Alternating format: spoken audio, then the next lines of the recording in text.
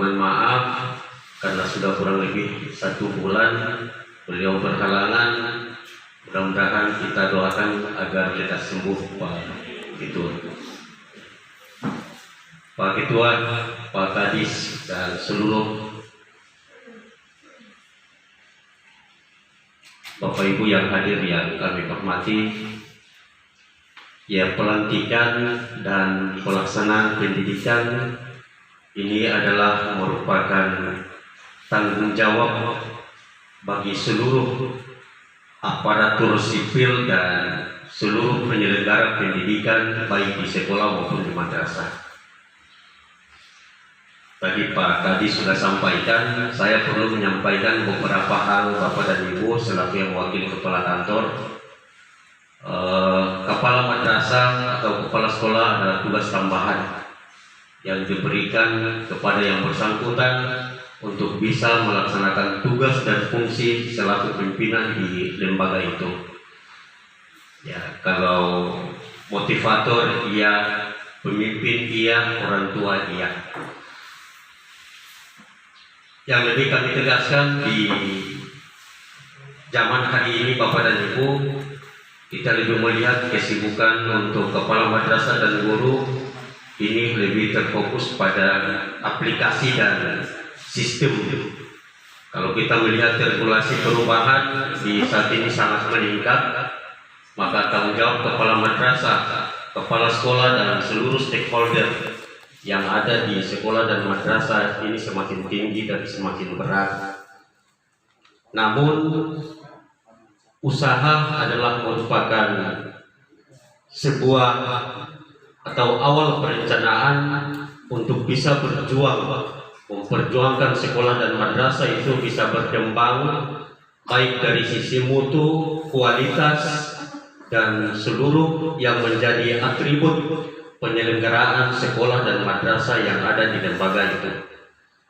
Ya, kalau ada usaha tidak ada perjuangan, berarti dia tidak bisa sinkron dengan pengorbanan yang harus dia lakukan.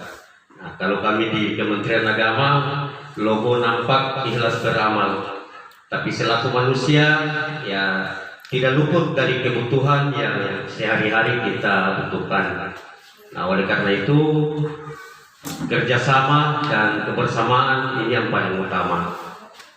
Ya, jadi kalau Ustadz dan Ustazah kita lebih paham bagaimana kita bersatu di dalam melaksanakan ibadah, itu yang paling diutamakan. Karena tanggung jawab yang diberikan tidak bersifat sementara. Kalaupun pada pandangan orang banyak, kepala sekolah itu diberikan hanya sekedar melaksanakan administrasi. Bagi pribadi saya, bahwa kepala madrasah memiliki tanggung jawab yang sangat berat karena bukan hanya mempertanggungjawabkan Undang-Undang Nomor 20, tetapi dia harus bertanggung jawab terhadap publik di Halmahera Utara dan secara nasional.